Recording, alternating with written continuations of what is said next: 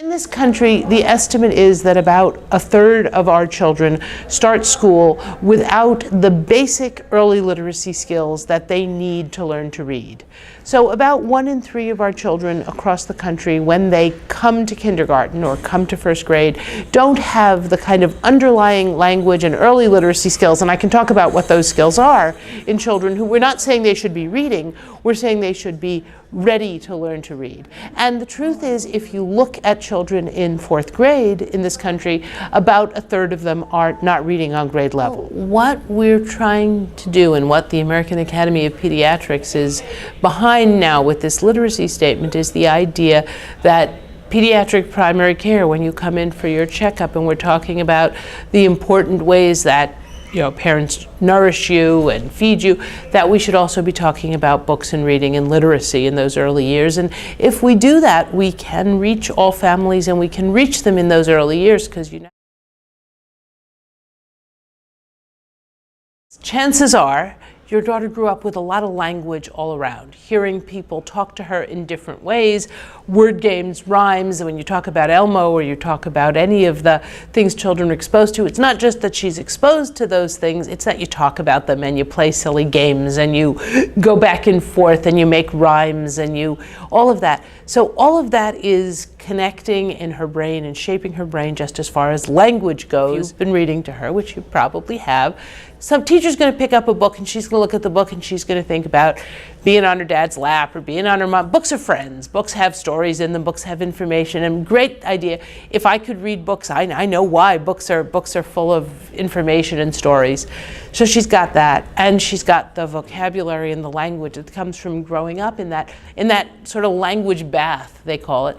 And there are studies to show us that children who grow up in poverty grow up hearing much fewer words, less complicated sentences, and that a much higher proportion of what they do hear is kind of put your shoes on, eat your cereal. It's kind of the instructions and the directions and sometimes the discipline of daily life, but it's not nearly as much of the praise and the songs and the stories and the back and forth. So I think there's a worry that putting all of that structure into kindergarten is trying to catch kids up, so that by the time they start first grade, the kids who were missing some of that in the early years have had a chance to grab it back, so that they really are ready to read when they start, when they start first grade. And what I think scares all of us is the discrepancies, the disparities, so that some children are coming into kindergarten, coming into first grade, really ready to learn to read. And even for those children, it's hard work. I mean, I don't want to suggest that just because you've been read to, you walk into school and it's like, okay, now I can decode print. It's a hard job, but if you don't have that substrate and that practice and that awareness and that motivation, I think it's a much harder job for the child, and it's a much harder job for the teacher looking out at a room full of kids if some of the kids are missing hundreds and hundreds and hundreds of hours of wordplay and vocabulary and practice. So yeah. I will tell you what I believe, which is that the absolutely essential ingredient is you.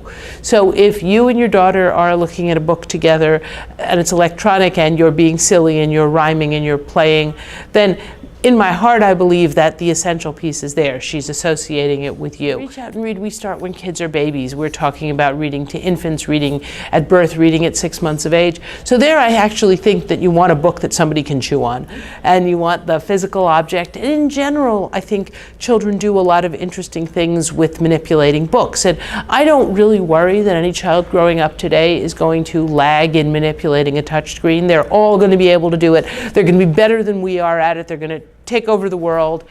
So I think that tactile pleasure of manipulating the board book, throwing it off your high chair, chewing on it, and then progressing to turning pages is actually really valuable. And there's something to be said, since we do use books as bedtime rituals, in getting away from the screens and the devices, especially at bedtime, since sleep with young children is so important. One of the things that has come back from working in the clinics that serve families, children with disabilities, is that parents are very happy to have an intervention or have a support for just treating their children as children. This isn't therapy, and some of these are parents who take their child from, one therapy, one service to another. This is actually about sitting down together and enjoying the time and enjoying having your child there pressed against you and, laughing together at a silly book about the monkeys or about, something that happens in other families. And I think people really do appreciate that.